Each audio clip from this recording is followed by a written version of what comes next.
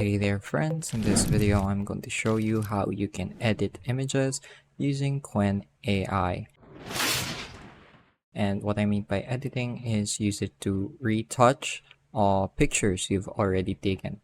So first step is to click on the plus button when starting a new chat and click on upload attachment. This is going to bring up the file explorer. I'm going to navigate to the picture that I wanted to retouch. So let's say this image right here, and I'm going to give it a prompt.